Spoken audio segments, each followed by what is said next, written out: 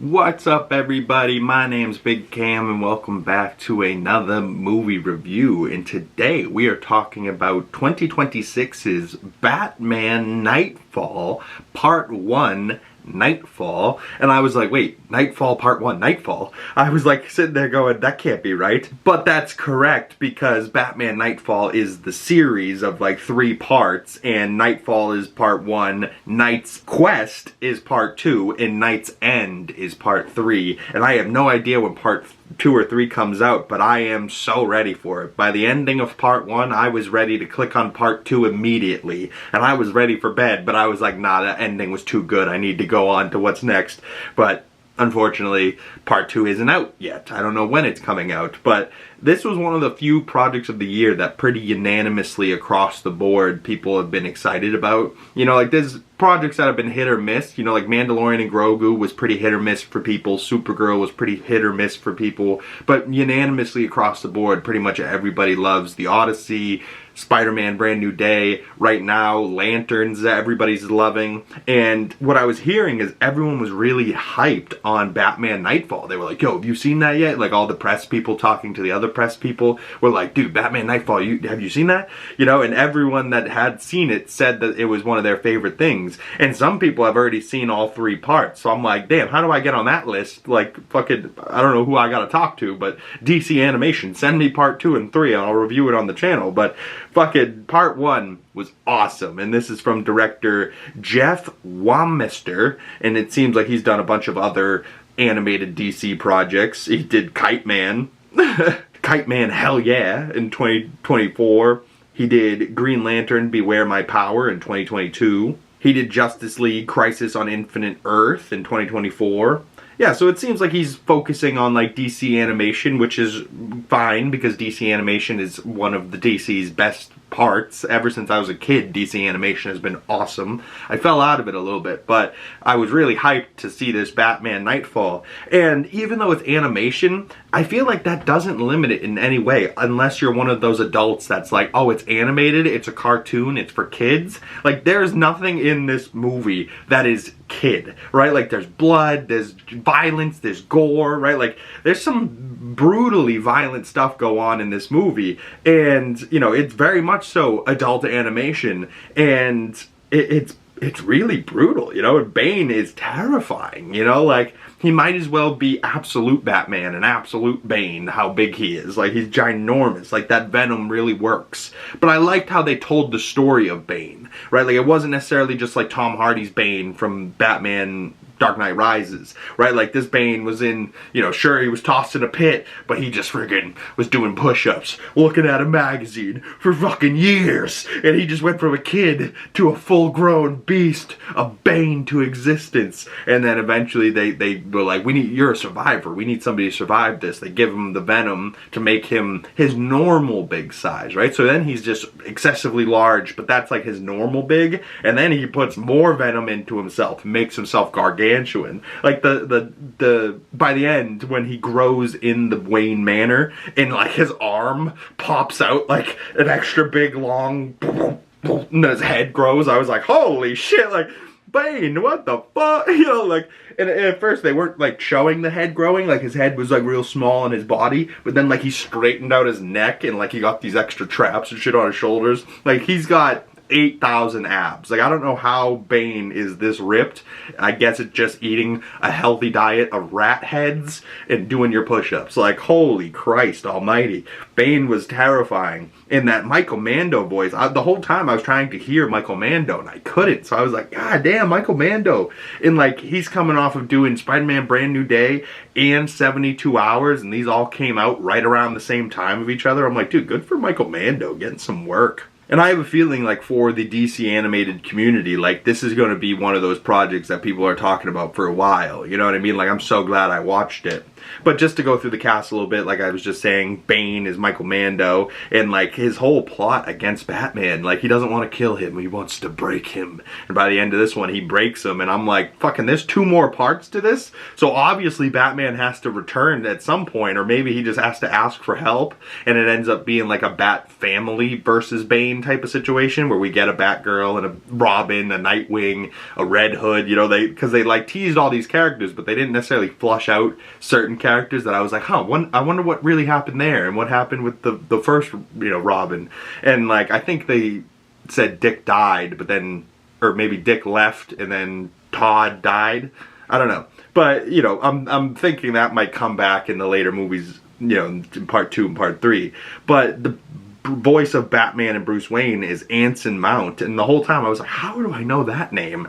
And Anson Mount played one of the members of the Illuminati in Multiverse of Madness. He was like the head of the Inhumans, friggin' Black Bolt or whatever. He had like that fork on his head. I don't know, he was a pretty cool character, but like from that movie, he's the one that like Wanda says what mouth, and he gets scared and talks in his mouth and you know, blows up his own brain. You know, like, it's a pretty crazy scene in Multiverse of Madness, and that is Anson Mount. So I'm glad that he gets to be now Batman, even if it is just voicing him, you know, but his Batman voice is pretty damn good.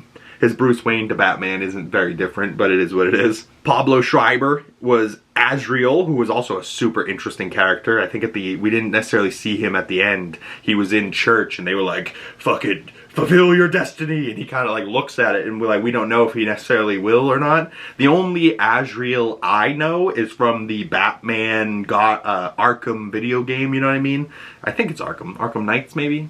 Or yeah, something like that. And you're flying over Gotham and then all of a sudden he like grabs you. Or that might be like the Man-Bat or whatever.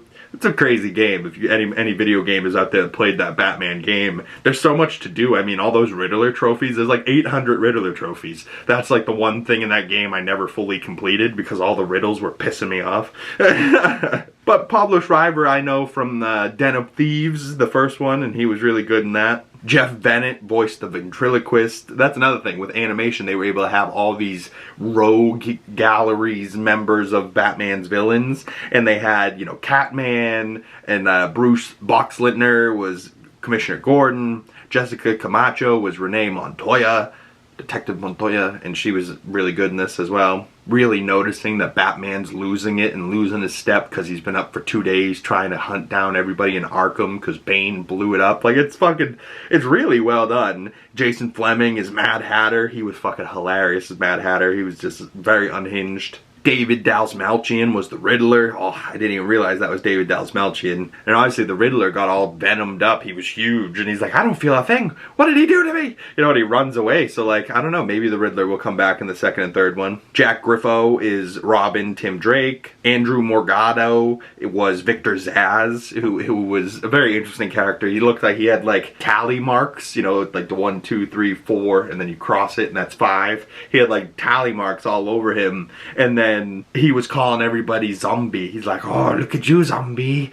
Oh, you know, like, and he's fighting Batman, and Batman goes a little too hard. He's like, just like me, a predator. And, like, you know, proves Victor Zsasz kind of right. And Montoya's like, dude, if you're doing this and losing control, you're no better than them. And Batman leaves, and like, he gets a cut on the face, and he gets a Catman claw to the chest, and he gets a cut to the arm. You know, like, Batman takes a beating in this, and like, at a certain point, you're like, he's just a dude, you know, like, he doesn't have superpowers, he's not indestructible, he's not Superman, right? Like, if Superman goes crashing through a building into the ground, you're like, he's fine.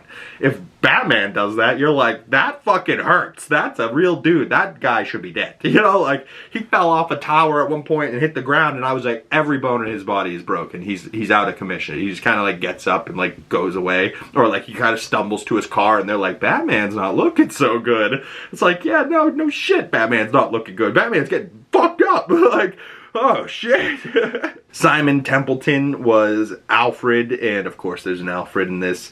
But yeah, I don't know. There's definitely some more characters that I was expecting to see. Oh, Chandra was like his doctor slash therapist, I don't know, and he like goes to her and they seem like they might have like a little relationship, as like he was sleeping on her shoulder and she was sleeping on his, you know, like, I don't know, there was some cute parts in this. And if you guys know me from the channel, I'm a sucker for a love story. So if they like have badass action and Batman and all this shit going on, but then they mix a little bit of a love story in there, you know me, I perk up. I'm like, oh, is Batman gonna fall in love with this bitch? I could be here for that, you know, like, that. It's funny, that's the stuff that makes me like, You know, like I'm all happy, like Batman's gonna fall in love. You know, like instead of like Batman's fighting Bane, like I definitely leaned in more for the Chandra scene with his like him showing up to her house and he's bleeding and she's trying to help him and she's like, oh come on, come here, you know, and she's like helping him. She's like, this needs a stitch, and he's like, no hospital.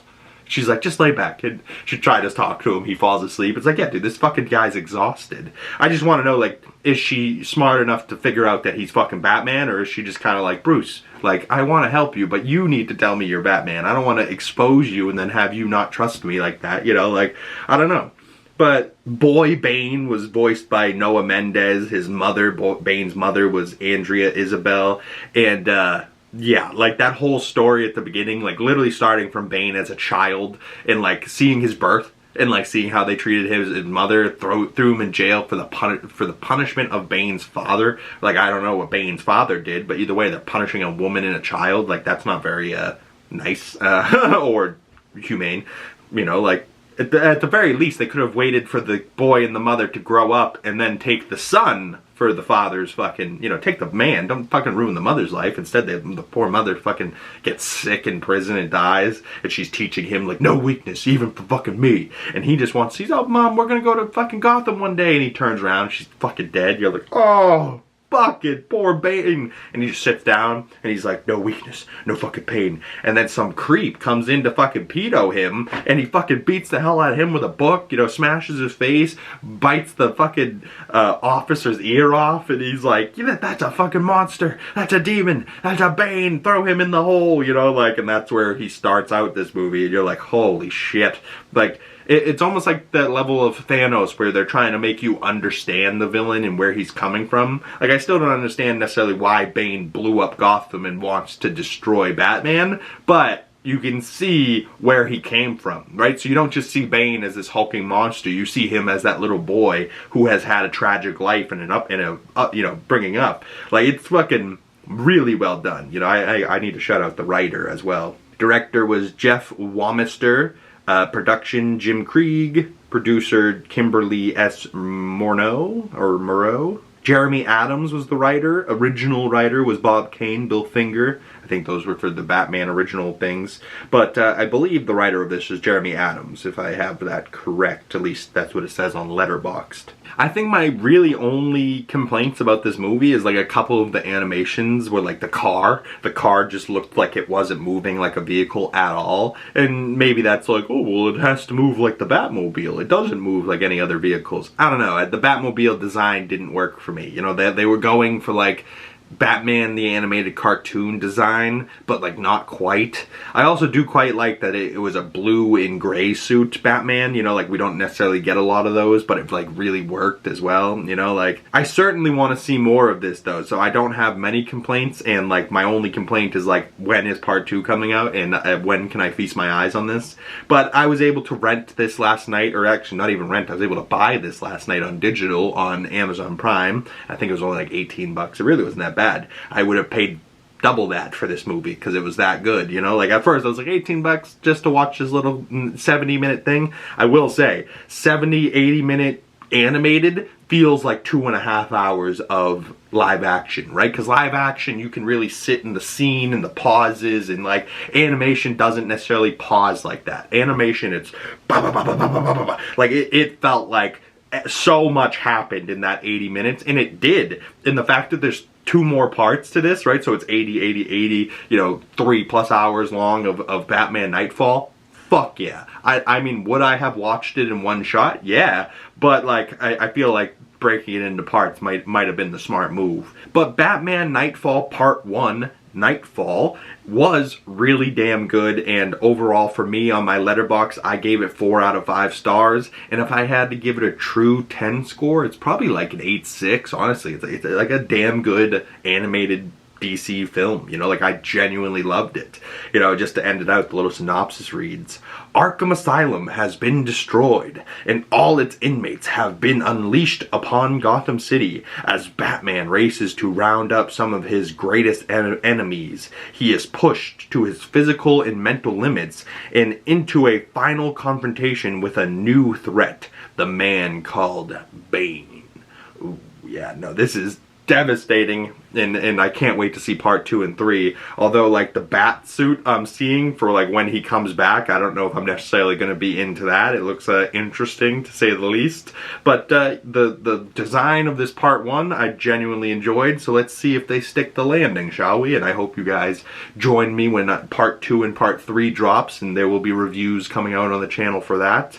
And previously on this week, there's more movie reviews and trailer breakdowns and episode breakdown for Lanterns and the Monday morning weekly nerdy news. Always tons of stuff coming out on the channel, so stay tuned and make sure you guys hit that bell so you don't miss future videos and you get the notifications when those come out. And if you made it this far into the video and you'd like to support the channel further, the best way of doing that is liking this video, commenting down below, subscribing if you haven't already, click share link. Even if you hit share copy link, you don't even need to post it anywhere. Just hit share copy link, and that goes a long way helping channels too, and just watching videos from beginning to end. And if you made it this far, I really do appreciate you, and I hope to see you in the next video. And once again, my name's Big Cam. I'll see you gorgeous folks in the next one.